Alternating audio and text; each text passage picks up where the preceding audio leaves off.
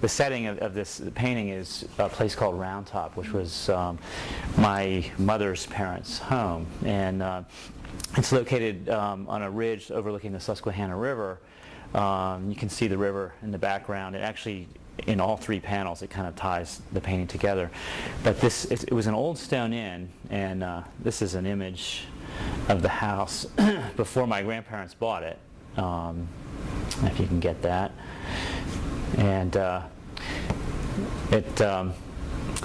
the house was built in the 1880s, and it was a hike-up inn. There was no road up to it. It was up on top of this ridge. And my grandparents purchased it in the 1930s when it was sort of in ruin, and renovated it and raised my mom there.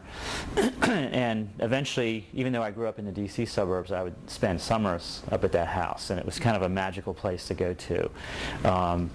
And it had a really huge impact on my becoming an artist, I think, eventually, in the type of work that I did.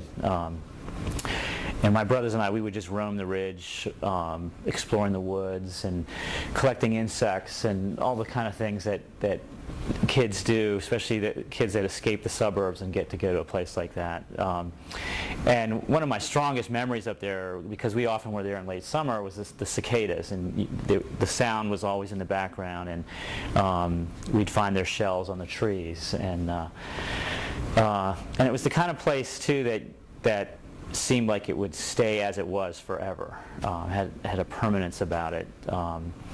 And as time went on, I eventually went off to college, and my grandmother contracted Lou Gehrig's disease, and very courageously lived in the house by herself for many, many years, eventually in a wheelchair, and it's her wheelchair on the right-hand panel.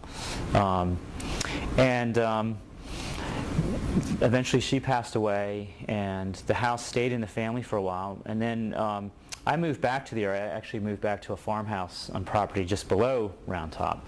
And around 1980, well, I guess in the early 90s, my aunt, who was living in the house at the time, started thinking about the possibility of selling it.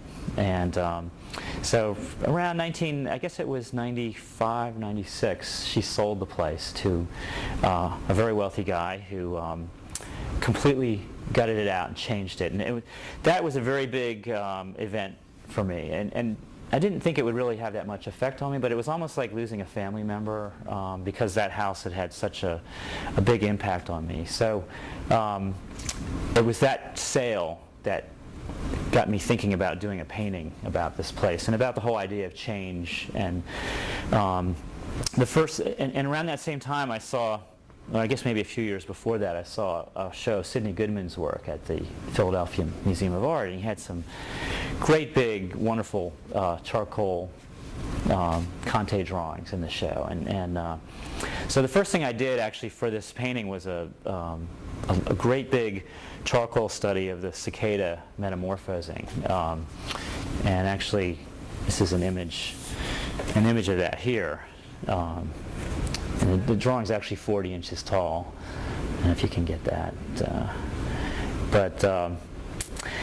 And so originally the idea was just centered around the concept of one drawing or painting with the cicadas, and the cicada kind of symbolizing the whole idea of change and leaving behind one existence and moving to the next. But the more I began to deal with it, I really wanted to say something about the house as well. And so I came up with an idea for a triptych. And these here are just some of the, I had little sketches for the, so I guess, so this was the very first sketch for the painting. And I don't know if you can get that, but you can kind of see it. So you have the cicada here, and then there was a grandfather clock actually that sat in that empty space, which I've done painting. As it turned out, it worked out better without having the clock there in this particular. So this idea kind of sat for a number of years. I had this little sketch sitting in my studio, and also the big drawing, the cicadas. But I slowly began to try to expand on this idea for the painting, and I did a drawing about, I guess, about 18 inches wide of this, pretty detailed, and that became the final study for this. So around, I guess it was around 1998, I started on the painting and decided to make it really monumental in size, to try to, and what I was hoping is that the whole painting would create almost a timeline here, where you have on the left you have the child entering, and this is a view from the house looking across the river towards the town of Marietta. And often as a kid up there, we would sit on the porch and watch the fireworks over Marietta at eye level, because they would explode right about the same height as where the house was. So that was a very strong memory that I had about the place. But also, fireworks are kind of a historic symbol for ephemerality, for sort of the flash and then they're gone.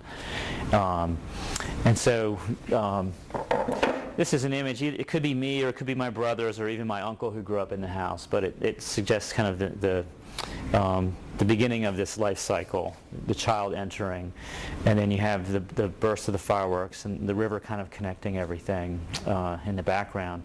In the center panel, with the cicada emerging from its shell, again, as I said before, kind of suggesting this whole idea of metamorphosis or change. And then the right panel is an image looking in the house and looking again out the same porch that's on the left, and you have the wheelchair leaving the picture, and that kind of is the final phase of the life cycle that's going on. But it's and on the floor you can see there's a little circle of stones, which could be just something that kids were putting there, but it also kind of suggests that whole cycle, or the idea that it's maybe a complete circle that continues.